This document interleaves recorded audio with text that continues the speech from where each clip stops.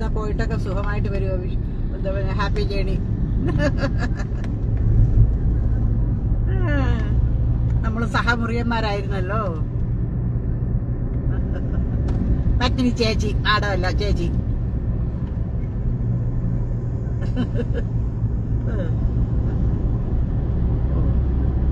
കൊച്ചുമോനെ എക്സാമൊക്കെ കഴിഞ്ഞു.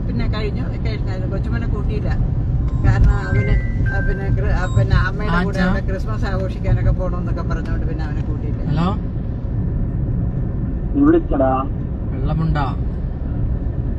വെള്ളമുണ്ടോ? ആയിക്കോട്ടെ. ഓ ശരി ശരി ശരി. അല്ല, ഞങ്ങള് പിന്നെ കോഴിക്കോട് വരെ പിന്നെ ഇതിന് ട്രെയിനിൽ വന്നു. അത് കഴിഞ്ഞിട്ട് പിന്നെ എൻ്റെ വേറൊരു പിന്നെ എന്താ ഫ്രണ്ട് ഇവിടെയുണ്ട്, കോഴിക്കോടുണ്ട്. അവരുടെ വീട്ടിൽ ഇന്നലെ താമസിച്ചിട്ട് മോൻ ഞങ്ങളെയും കൊണ്ട് പിന്നെ അങ്ങോട്ട് പോകുന്നു, വയനാട്ടിൽ പോകുന്നു. എനിക്കിവിടെ പിള്ളേരുടെ ബഹളമാണ്, മക്കള്. അല്ല, അത് തന്നെ പറഞ്ഞേ, എനിക്കിവിടെ മക്കളുടെ ബഹളവാ. കോഴിക്കോടൊരു മോനുണ്ട്, വയനാട്ടിൽ വേറൊരു മോനുണ്ട്. എനിക്ക് മക്കള് ബഹളവാ. Okay okay okay, all the best. Okay, thank you. Happy new year. By.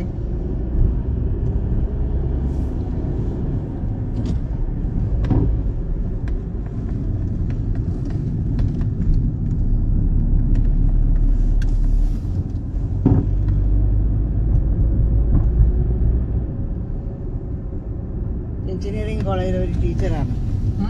ഓ, ഞങ്ങളുടെ കൂടെ ടൂറിന് വരുന്നതാണ്. അപ്പോൾ അവർ നാളെ അജന്ത എല്ലോറ പോകുന്നു. പിന്നെ അവിടെ ഏതൊക്കെ അമ്പലങ്ങളൊക്കെ ഉണ്ട്, IRCTCയുടെ. അയ്യോ, അത് ട്രിപ്പ് കൊള്ളാം. പക്ഷെ ഫുഡ് ഭയങ്കര. എനിക്ക് എന്താ ഫുഡ്, ഞാൻ ഒരാളെ പോയിട്ടുണ്ട് ഹൈദരാബാദ്. ഫുഡ് കൊള്ളൂല്ലേ? ഭയങ്കര ബുദ്ധിമുട്ട്. അത് ഓരോ സ്ഥലത്ത് ചെല്ലുമ്പോഴുള്ള ഫുഡേ ചേഞ്ച് വരും. അത് നമുക്ക് പറ്റൂല. പിന്നെ വേറെ ഓപ്ഷൻ ഇല്ല. സേഫ് ആയിട്ട് പോണെങ്കിൽ ഇതേ പറ്റൂ.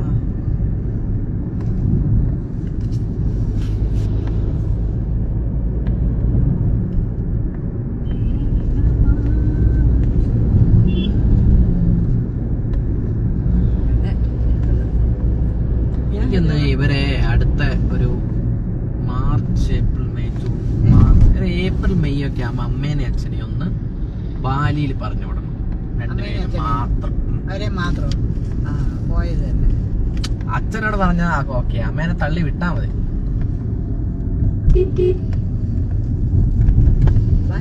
ബാലി അല്ലെങ്കിൽ ലക്ഷദ്വീപ് പറഞ്ഞു വിടും.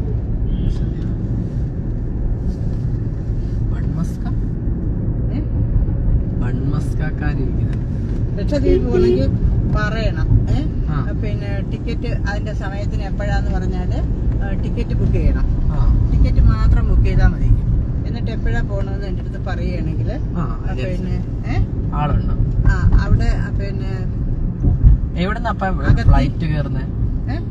കൊച്ചി അവിടുന്ന് അവിടെ ചെല്ലുമ്പോഴത്തേക്കും അവിടെ സ്വീകരിക്കാൻ ആളുണ്ടാവും. കൊണ്ടു കഴിഞ്ഞാൽ അവര് തന്നെ കൊണ്ടുപോയി ഹോം സ്റ്റേ അവിടെ താമസിപ്പിച്ച് ഫുഡെല്ലാം തന്ന് എല്ലാം കാണിച്ച് തിരിച്ച് പിന്നെ ഫ്ലൈറ്റിൽ കയറ്റി അവർ വിടുകയും ചെയ്യും. മനസ്സിലായോ?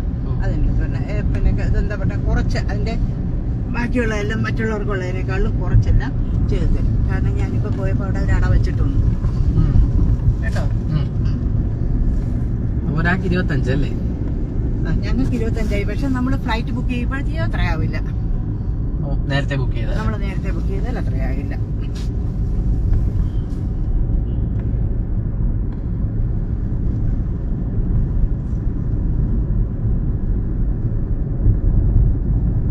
അത് നെറ്റ് നോക്കുമ്പോൾ ചില സീസണിലെ കുറഞ്ഞിങ്ങനെ വരുമല്ലോ, ആ സമയത്ത് കയറിയെങ്കിൽ ഇത് ചെയ്യണം. പക്ഷെ അത് നോക്കുമ്പോഴത്തേക്കും മഴയില്ലാത്ത സീസണായിരിക്കണം, എങ്കിലേ നമുക്ക് അവിടെ എല്ലാത്തിനും ഇത് ചെയ്യാനൊക്കെ ഉള്ളൂ.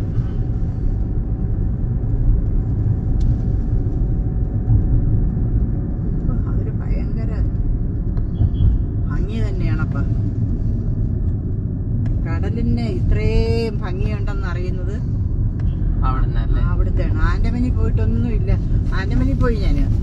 ആൻഡമാനിൽ പോയിട്ടൊന്നും ഇതിന്റെ സെല്ലുലാർ ഏഴ് ജയിലൊക്കെ പോലും കണ്ടോ? സെല്ലുലാർ ജയിലൊക്കെ കണ്ടു. കേട്ടില്ല. സെല്ലുലാർ സെല്ലുലാർ ജയിലൊക്കെ കണ്ടു. അവിടെ അതേ ഉള്ളൂ സ്പെഷ്യലായിട്ട് നമുക്ക് ഇത് കാണാനായിട്ട്. ആൻഡമാനിലെ മെഡിക്കൽ കോളേജിൽ PG ഉണ്ട്. ആണോ? ഒരു കുഞ്ഞു ഹോസ്പിറ്റലാ. കുഞ്ഞു ഹോസ്പിറ്റലാ. സെല്ലുലാർ ജയിലിന്റെ അടുത്താ. അവിടെ എങ്ങനെ നമ്മുടെ ലാംഗ്വേജ് ഇംഗ്ലീഷ്? നമ്മുടെ മലയാളം. മലയാളം ഉണ്ടോ ആൻഡമാനില്?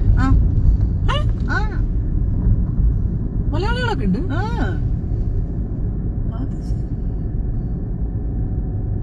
എനിക്ക് ഇതുവരെ മനസ്സിലാവാത്ത ലാംഗ്വേജ് ഇതാട്ടോ, നാഗർകോവില്.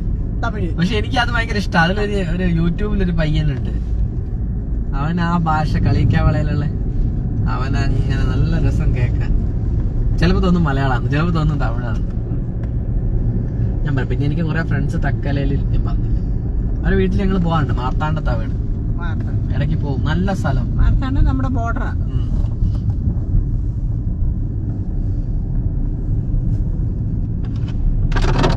അവനിപ്പോ പുറം ലോകം കാണാറില്ല, അവൻ കിംസിലാ. അതുകൊണ്ട് 3 കൊല്ലമായിട്ട് അവൻ പുറത്ത് ലോകത്തേക്ക് ഇറങ്ങിയിട്ടില്ല. ഓർത്തോയാണ്. ഭയങ്കര ബുദ്ധിമുട്ടാന്ന് പറയും.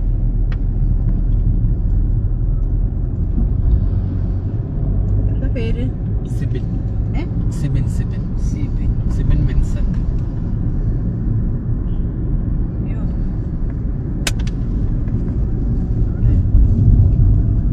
എന്തൊരു കത്തിന്നറിയാവോ? കിംസ് ഭയങ്കര കത്തിയല്ലേ? കിംസ് ഭയങ്കര കത്തിയല്ലേ? ഭയങ്കര കത്തിയാ, ഭയങ്കര കത്തിയല്ലേ പൊന്നോ. വീടും പറമ്പും വിറ്റോണ്ട് വേണം അവിടെ പോകാൻ.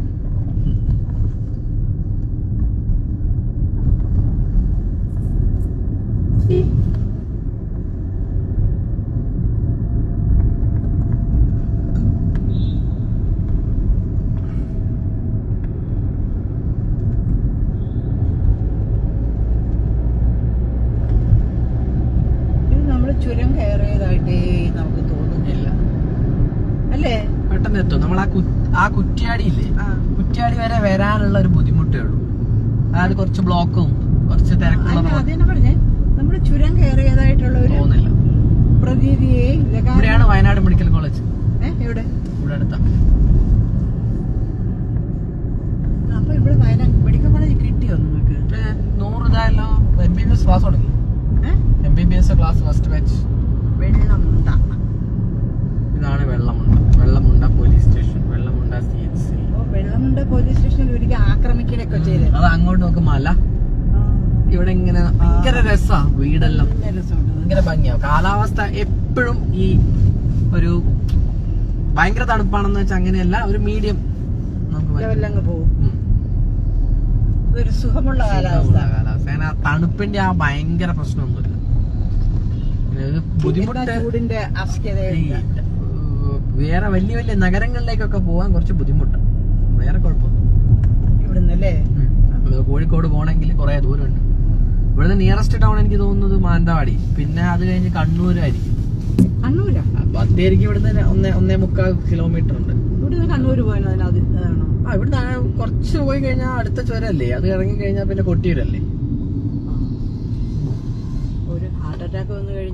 അതാണ് ഇവിടുത്തെ ഏറ്റവും ഇവിടുത്തെ മെഡിക്കൽ കോളേജിലെ കാർഡിയാക്ക് ഇതില്ല. ഒരു കാർഡിയോളജിസ്റ്റ് ഉണ്ട്, ആഴ്ച ഒരു ദിവസം വരുള്ളൂ. മാത്രമല്ല കാത്ത് ലാബ് ഉണ്ടാക്കി വെച്ചിട്ടുണ്ട്, ഇതുവരെ വർക്ക് ചെയ്ത്. എല്ലാ 6 മാസം കൂടുമ്പോൾ വീണ ജോർജ് വരും. കാത്ത് ലാബ് ഉണ്ട്. നമ്മള് എന്നിട്ട് ഒരു MI കേസെല്ലാം അങ്ങോട്ട് റെഫർ ചെയ്യുമ്പോൾ അവന്മാര്, അതായത് ഞാൻ റെഫർ ചെയ്യുന്നത് അപ്പൊ രാജമ്മ ചേച്ചി മമ്മീന്റെ വീടിന്റെ അടുത്ത് ഞാനൊരു കേസ് റെഫർ ചെയ്യുകയാണെങ്കിലേ അവരത് ഇവിടെ വന്നിട്ട് ഇവിടുന്ന് കോഴിക്കോട് പോകുന്നത് എങ്ങനെ ഉണ്ടാവും? അതായത് അവന്മാരെന്ത് ചെയ്യുന്ന വെച്ചാൽ വിട്ടോളം പറയും, നമ്മൾ ഇവിടേക്ക് വിടും. കാർഡിയോളജിസ്റ്റ് ഉണ്ടല്ലോ ഇവിടെ കാത്ത് ലാബ്, അന്നപ്പോ മറ്റേ പണി എന്ന് പറഞ്ഞിട്ട് ഇവിടുന്ന് പിന്നെ 108 കോഴിക്കോടേക്ക് റെഫർ ചെയ്യും. അപ്പോഴത്തേക്കും ചിലപ്പോ ഒരാൾ മരിച്ചൊക്കെ പോകും. നമുക്ക് ഒരുപാട് കേസ് അങ്ങനെ മരിച്ചിട്ടുണ്ട്. അതുവഴി കോഴിക്കോട് വിട്ടാൽ അതിൽ സ്പീഡിൽ എത്തുമല്ലോ, നേരെ പോയാൽ പോലെ. ഞങ്ങളുടെ അവിടെ ആണെങ്കിൽ വിട്ട ഡോക്ടറെ തല്ലും. അവിടെ ഡോക്ടേഴ്സിനെ നഴ്സസിനെ എപ്പോഴാ തല്ല് കിട്ടുന്നതെന്ന് കണ്ടറിയണം. എനിക്ക് തല്ലിയിട്ടില്ല. എനിക്ക് ഒരു പ്രാവശ്യം ബ്രോഡ്ഹെഡ് കേസില്ലേ, ബ്രോഡ്ഹെഡ് കേസിന്റെ ബോഡി വിട്ടുകൊടുക്കായിട്ട് ഒരു തല്ലുണ്ടായിരുന്നു. അത് ഞാനും തല്ലി ജനിച്ചു. ഞാൻ മറ്റേ സ്ലിപ്പോമാനോമീറ്റർ വെച്ചിട്ട് തലക്ക് തല്ലി. അവനെ OP കയറിയിട്ട് എന്നെ തല്ലാൻ വരുവാ. അതായത് എന്താന്ന് വെച്ചാൽ ബ്രോഡഡ് ആണ്. അപ്പൊ ഞാൻ സ്പോട്ടില് ഞാൻ MLC എഴുതി കഴിഞ്ഞിട്ട് ഞാൻ പോലീസിനെ ഇൻഫോം ചെയ്തു. ബ്രോഡഡ് ഇൻഫോം ചെയ്യണല്ലോ, മെഡിക്കോ ലീഗലല്ലേ.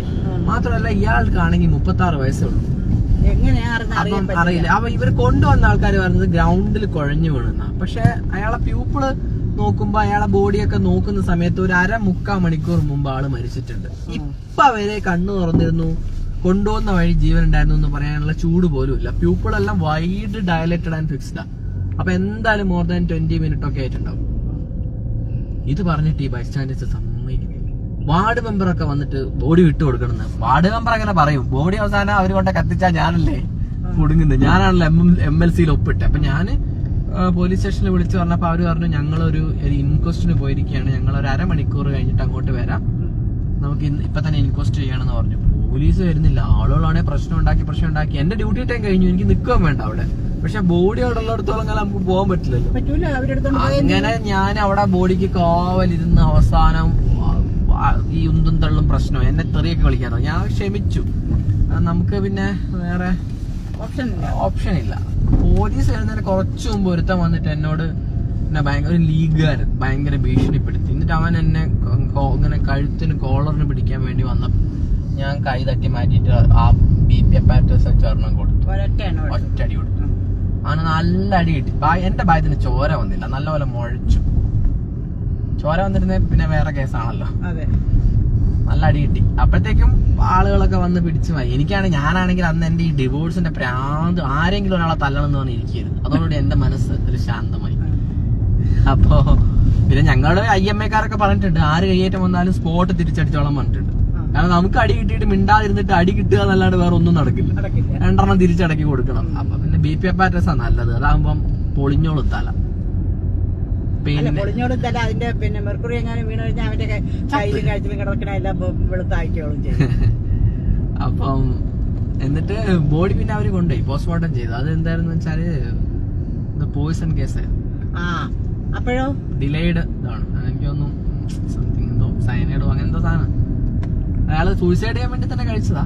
അയാള് പെട്ടെന്ന് വീണിട്ടേ ഒറ്റയടിക്ക് പോയി. അയാളെന്തോ സിഗരറ്റ് വലിക്കാൻ പോയി എന്നാ പറഞ്ഞ് വീണു മരിച്ചു. അതുപോലെ പറയാം. അങ്ങനത്തെ പറയാം ഈ സ്കൂളിലെ പിള്ളേരുടെ ഒക്കെ ഇവിടെ എല്ലാം സ്കൂളില് ഇവിടെ മുസ്ലിം ഭയങ്കര കൂടുതലാണ്. വയനാട് അതാണ് ഈ കോൺഗ്രസ് ഇവിടെ ജയിക്കുന്നത്. ഇവിടെ ഒരിക്കലും വേറെ ആരും ജയിക്കില്ല. രാഹുൽ ഗാന്ധി ഒക്കെ 3 ലക്ഷം 4 ലക്ഷം വോട്ടിന്റെ ഇതിലാണ്. ഇവിടെ കംപ്ലീറ്റ് ഇതാണ് പിന്നെ മുസ്ലിങ്ങൾ. അപ്പൊ ഇതൊക്കെ മുസ്ലിം കോട്ടയാണ് ഈ സ്ഥലമൊക്കെ. അപ്പൊ അവരുടെ ഈ റൂളിങ് കാരണം ഞങ്ങൾക്ക് ഒരു +2 പഠിക്കുന്ന 2 കുട്ടികൾ കോമ്പസ് വെച്ചിട്ട് കുത്തിയ ഒരു കേസുണ്ട്. ആ കേസ് ഇതുപോലെ തന്നെ ടീച്ചർമാര് വന്നിട്ട് അത് കുഴപ്പമൊന്നുമില്ല, അത് പ്രശ്നമൊന്നുമില്ല, അത് അറിയാതെ കുത്തിപ്പോയെന്നൊക്കെ വന്നിട്ട് കോംപ്രമൈസ് ചെയ്യും. പിന്നെ പോയിട്ട് ആ കുത്തുകൊണ്ട് കുട്ടീന്റെ അമ്മയും അച്ഛനും കേസുമായിട്ട് വന്നാൽ ഞാൻ കുടുങ്ങിയില്ല.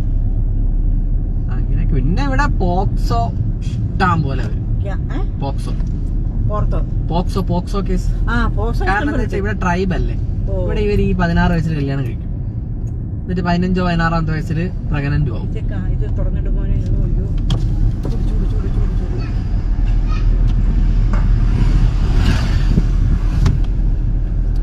ആയോ?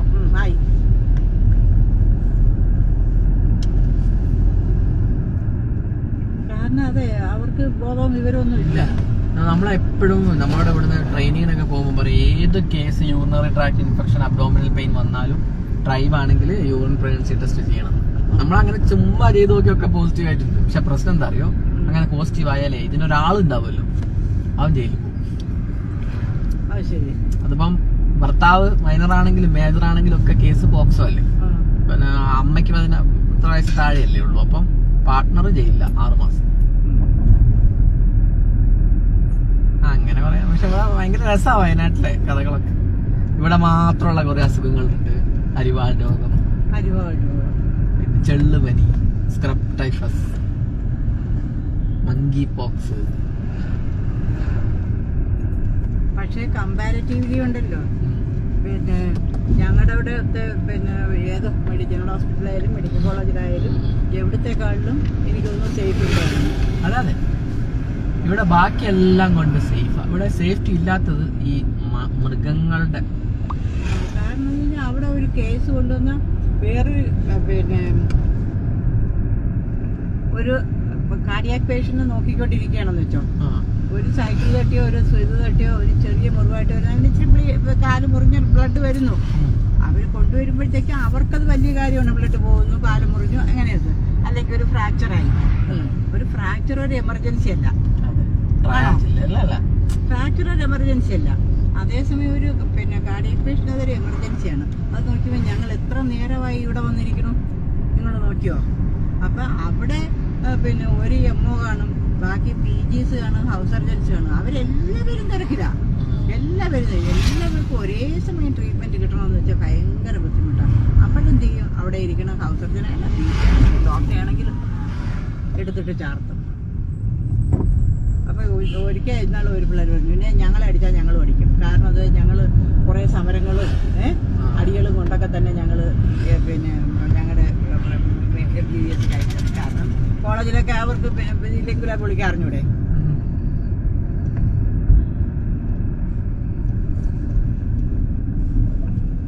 അത് ഭയങ്കര ബുദ്ധിമുട്ടാണ്. പ്രത്യേകിച്ച് എവിടെ ആണെങ്കിലും ഉണ്ടല്ലോ കാഷ്വാലിറ്റിയില്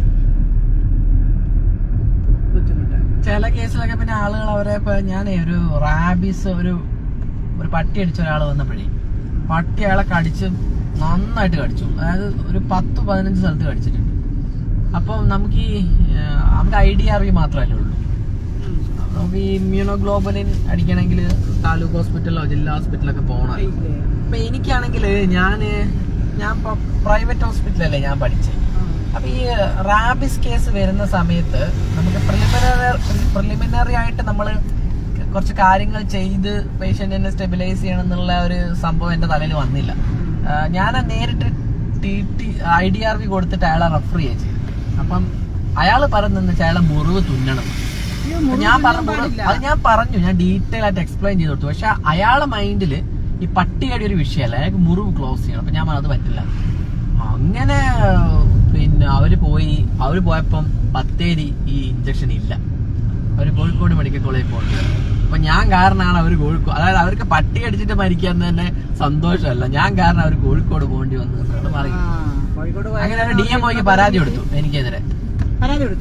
DMOക്ക് പരാതി കൊടുത്തു. DMO ആണെങ്കിൽ ആരാ, നമ്മളെ മുഹമ്മദ് റിയാസിന്റെ ആദ്യത്തെ ഭാര്യ, നമ്മളെ സ്വന്തം ആള്. ഭയങ്കര സ്നേഹ, പിന്നെ ചായയൊക്കെ വാങ്ങി തരാറുണ്ട്.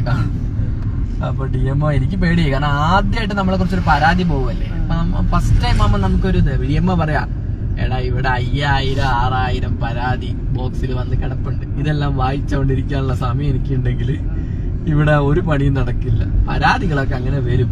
നിനക്ക് വല്ല സമയം ഉണ്ടെങ്കിൽ ഏതെങ്കിലും ഒരു കാലത്ത് ഞാൻ വായിച്ചിട്ട് അതിന് മറുപടി അയക്കും. ഇങ്ങനത്തെ ചെറിയ ചെറിയ പരാതികളൊന്നും ആരും നോക്കാറില്ല. അത്രയ്ക്ക് ഡേഞ്ചർ കേസൊക്കെ, ന്യൂസിൽ സെൻസേഷൻ കേസൊക്കെ ആണെങ്കിൽ നമ്മൾ അറ്റൻഡ് ചെയ്യുള്ളൂ. അതൊന്നും ആലോചിച്ച് പേടിക്കേണ്ടതാണ്. അല്ല അത് പിന്നെ 2 പിള്ളേരും ഉണ്ട്. വലിയ പിള്ളേരായോ? +2 ഡിഗ്രി ഇവിടെയാ താമസം, നമ്മുടെ കൽപ്പറ്റ. സമീഹ പക്ഷെ ഭയങ്കര പൊളിറ്റിക്കലി ഭയങ്കര ഫേമസ്. പിന്നെ ചെയ്തത് ഗാർഹിക പീഡനം. അവരുടെ മുഹമ്മദ് റിയാസിന്റെ അമ്മ എന്തോ ഭയങ്കര ഭയങ്കര തറവാടി മുസ്ലിം. അതായത് മോഡേൺ ആണ്, പക്ഷെ അവര് കുറച്ച് പഴയ ആൾക്കാർ ഭയങ്കര കൺവെൻഷണൽ ആൾക്കാർ. അപ്പൊ അവര് തമ്മിലുള്ള കാരണം എന്താ പറയാ, എന്റെ പഴയ ഭാര്യ ഇല്ലേ, അവളുടെ കോളേജിൽ മുമ്പ് സീനിയർ ആയിട്ട് പഠിച്ചതാണ് ഈ DMO madam. Radiation oncology PG ആന്ന് തോന്നുന്നു. അപ്പൊ അവിടെ ഉള്ള ചേച്ചിമാര് പഴയ ഡോക്ടർമാരൊക്കെ പറയും ഇങ്ങനെ എന്നും ഈ ഒരു മിനിറ്റ് അമ്മ. എന്താ അമ്മേ? ഇല്ല അമ്മേ, പറഞ്ഞല്ലേ അമ്മയോ അച്ഛൻ ആരോ ഒന്ന് വത്സേട്ടനോട് പറഞ്ഞാ മതി. ആയിക്കോട്ടെ. നിങ്ങളെവിടെ തരുവണ. അപ്പൊ നേരത്തെ വെള്ളമുണ്ടായിരുന്നു, ഇപ്പൊ തരുവണ എത്തിയിട്ട് എത്ര നേരമായിട്ട്? ശരി. ബ്ലോക്ക് ഉണ്ടായിരുന്നോ? കുറ്റിയാടി ബ്ലോക്ക് ഉണ്ടായിരുന്നു. പിന്നെ ചുരത്തില് ലേശം സ്ലോ ആണ് കുറച്ചിപ്പം. ഈ ഒരു ടൈം അങ്ങനത്തെ ടൈമല്ലേ. വാഹനങ്ങൾ ഒത്തിരി ഉണ്ടോ? അത്രയൊന്നുമില്ല. ചേച്ചിക്ക് ഇങ്ങനെ കാലുവേദന ഒന്നും ഇല്ലല്ലോ? ചോദിച്ചു നോക്ക്, പറയും. ആയിക്കോട്ടെ ആയിക്കോട്ടെ. ഉറങ്ങിക്കോട്ടോ. വരുന്നുണ്ടാ? ഇല്ല ചാച്ചിക്കോ. ഞങ്ങൾ എണീറ്റ് കഴിഞ്ഞ് കിടന്നിട്ട് പിന്നെ മൊബൈല് നോക്കിയപ്പോഴേക്കും ഉറക്കം വന്നിട്ട് കിടന്നു കഴിഞ്ഞിട്ട് ഇപ്പൊ എണീറ്റതാ. അത് ശരി. കുളിച്ചൊന്നുമില്ല. എന്നാ ശരി. ഓക്കെ, സന്ധ്യയ്ക്ക് കുളിക്കൂ.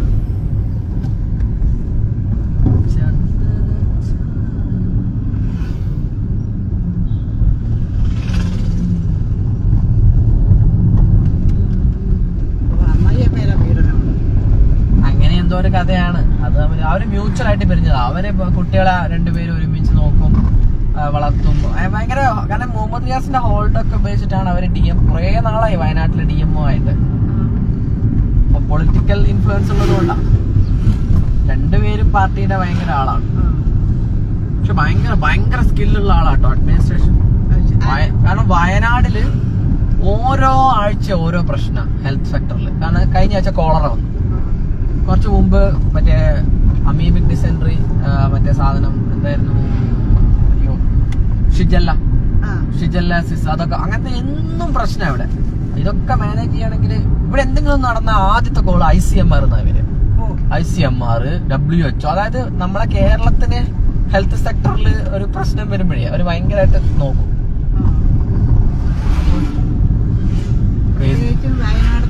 ട്രൈബൽ ഏരിയയാണ്, അതുകൊണ്ട്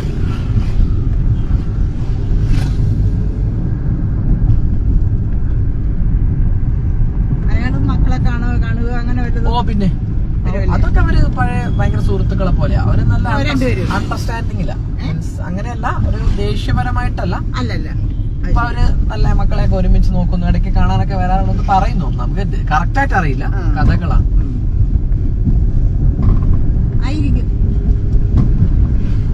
അച്ഛന്റെ ഒരു കൂട്ടുകാരനുണ്ട്, അയാളുടെ വീടിന്റെ അടുത്താണ് ഇവര് താമസിക്കുന്നത്, കൽപ്പറ്റ. അപ്പൊ അങ്ങേര് എന്നോട് ഇടയ്ക്ക് പറയും, ഒരു ആവശ്യം ഉണ്ടെങ്കിൽ പറഞ്ഞാൽ മതി, ഞാൻ പറഞ്ഞോളാം എന്ന്.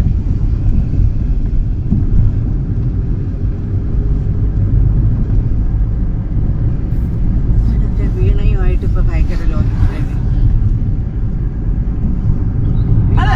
രണ്ടാമത് കല്യാണം കഴിക്കുന്നതിൽ തെറ്റൊന്നുമില്ല. നമുക്കൊരു ജീവിതമല്ലേ ഉള്ളൂ. അതെ.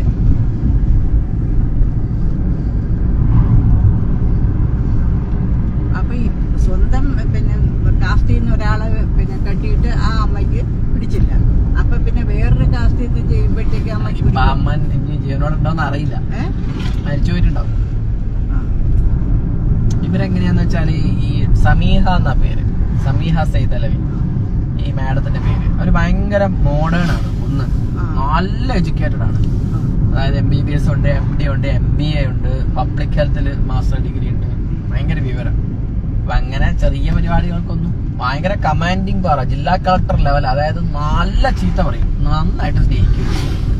ഞങ്ങളതാണ് ഇന്റർവ്യൂവിന് പോയപ്പോ ഇവനെന്തോ ഒരു മറ്റേ ആ ഇവിടുത്തെ ഭൂകമ്പത്തിന്റെ എന്തോ ഒരു സ്ഥലത്ത് പോയിട്ട് വരാൻ വൈകി. അപ്പൊ അന്നാ ഞങ്ങൾ ആദ്യമായിട്ട് കാണുന്നത്. അന്ന് വന്ന് എല്ലാവരെയും മക്കളെ എനിക്ക് കുറച്ച് പണി ഉണ്ടായിരുന്നു, വൈകി പോയി എന്നൊക്കെ പറഞ്ഞ് ചായയൊക്കെ വാങ്ങി തന്ന് എല്ലാവരെയും സമാധാനിപ്പിച്ചിട്ട് ഇന്റർവ്യൂ ഒക്കെ നടത്തി. പിന്നെ ഇവിടെ ഉരുൾപൊട്ടലുണ്ടായിരുന്നല്ലോ ചൂരൽമല, അപ്പെല്ലാം നമ്മള് ഒരുമിച്ച് അന്നൊക്കെ ഞങ്ങൾ ഒരുപാട് പോസ്റ്റ്മോർട്ടം ഒക്കെ ചെയ്തു കേട്ടോ. ഒരുപാട് കയ്യും കാലും കണ്ണും ഒക്കെ കിട്ടുള്ളൂ, എന്നാലും എനിക്ക് ഓർമ്മയുണ്ട്. ഒരു ആംബുലൻസ് വന്നു, ഒരു കണ്ണ് മാത്രം, ഒരു ആംബുലൻസ്, ഒരു കണ്ണ്, ഒരൊറ്റ കണ്ണ്, അത് മാത്രം കൊണ്ട് ഒരു ആംബുലൻസ് വന്നിരുന്നു. പക്ഷെ അതൊക്കെ അങ്ങനെ പ്രിസർവ് ചെയ്തു, DNA സാമ്പിൾസ് അയച്ചു, ആളെ തിരിച്ചറിഞ്ഞു. ചില ആൾക്കാരെയൊന്നും ഇതുവരെ കിട്ടിയിട്ടില്ലല്ലോ. 100-നടുത്ത് 80-നടുത്ത ആൾക്കാരെയൊന്നും ഇതുവരെ ഒന്നും കിട്ടിയിട്ടില്ല. ആ സ്ഥലം ഒന്ന് കാണാം കേട്ടോ. ഞാൻ കണ്ടു, പോയായിരുന്നു ചൂരൽമലയിലെ ഉരുൾപൊട്ട് നടന്ന സ്ഥലവും കണ്ടു. അവരെ എല്ലാരും ഒന്നിച്ച് പിന്നെ സംസ്കരിച്ചില്ലേ, ആ സ്ഥലവും കണ്ടു. ഞാൻ അന്ന് ഇതുപോലെ ഒരു ദിവസം അമ്മ അവിടെ ഉള്ള ദിവസം എങ്ങാണ്ട് രാവിലെയാണ് ഉരുൾ പൊട്ടിയത്.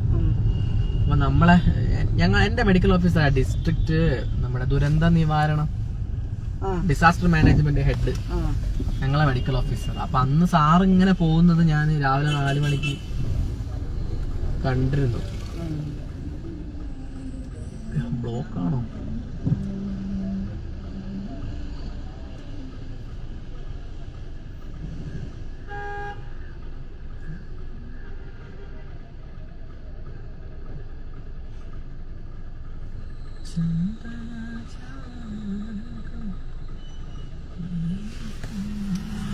എന്താണ് പ്രശ്നം? എന്തോ പ്രശ്നമുണ്ട്.